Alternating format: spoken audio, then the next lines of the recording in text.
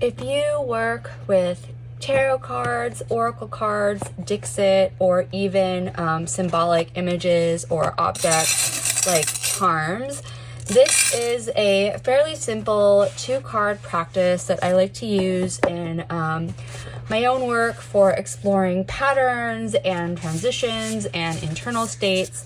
And there are a lot of different types of variations that I add onto it, both for myself and work with others.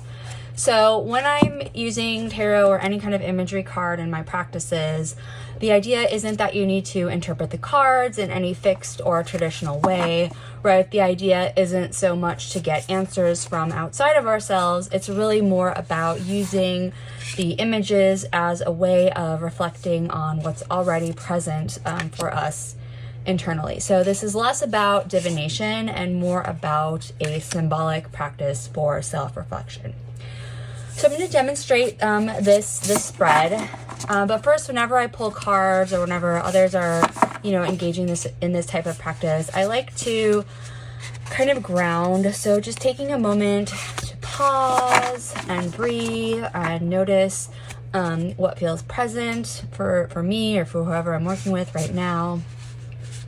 And just bringing to mind, letting it kind of settle on an inner question or some kind of attention that's coming up in the present moment, or a transition or something that you keep circling around.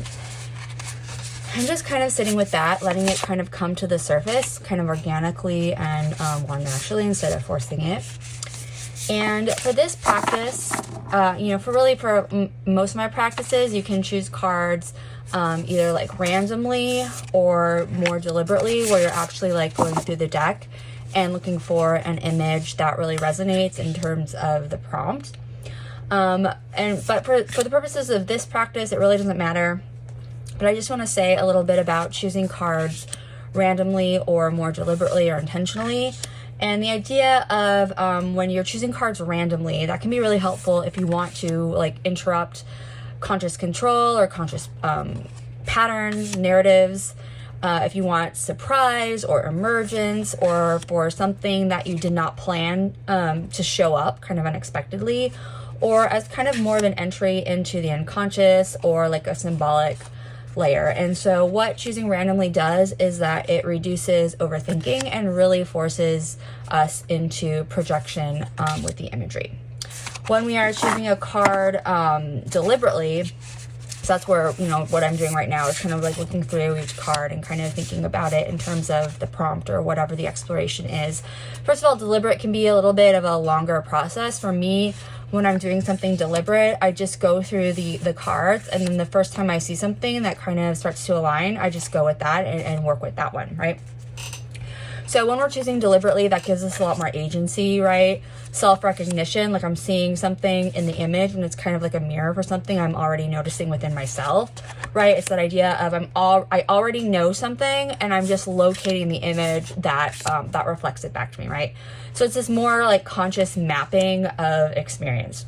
And so what that is really doing is it's kind of, we have an inner state, an inner experience, something more internal to us, and we are basically externalizing a state that is already in existence, something that we're already kind of have some kind of conscious awareness of. Okay, so that's just a little bit on choosing randomly versus deliberately. They are different processes, and one isn't necessarily better than the other. They kind of lead into different explorations, both of which are really valid and really powerful. Okay, but so for this practice, really, we're just getting into 2 different cards. And so you can certainly use Oracle, Tarot, Dixit, really any kind of imagery deck, or you could also, like I was saying, you could choose if you like charms and have like small objects, you can work with those as well. But I'm just going to use a tarot deck for this one, and I'm just going to pull randomly here. So the first one is to just draw a card and let the imagery represent what is currently most active in your experience. Okay, so the idea is when you pull your card is to just notice the imagery, right? Just notice what you notice in it, right? What's coming up for you? What are you noticing? Like colors, any emotion that either gets evoked in you or that you see in the imagery. any kind of associations that you have to it, stories that come up for you. If you want more ways to work with imagery, be sure to check out my videos on dramatic resonances for lots of different ways that you can explore the personal associations that you have to an image. Okay. So the next step is to draw that second card, and I'm going to draw randomly as well. And this card represents something underneath or kind of alongside the first one, right? And so this is kind of like another layer of what is happening that may not be immediately obvious, right? So it's kind of just this way to explore two layers of experience, right? And so sometimes that's kind of like the basic idea of the spread. Now, I like to add some variations on this, right? And so that's kind of like adding some more structure to these two cards. So one is, the first card is something I'm releasing, and the second card is something that I am maybe stepping into, right? The first one, or what I see, and then what I avoid seeing, what is grounded, what is emerging, maybe my mask or my persona, and then my essence or my deeper self, a fear that I have in the moment, and then a possibility. And what makes this really powerful is, first of all, having those different types of containers around the two cards, but really that process of exploring many ways to explore personal associations to the aspects of the cards, the imagery, and then whether it's like an oracle deck or for this tarot deck in particular, there are specific places. So maybe there's some association to those places as well. So what I really find in my work is, or my own personal practice as well, is that these kinds of symbolic practices don't really give answers in like a linear way, right? They're kind of shifting how you're relating to what you already know.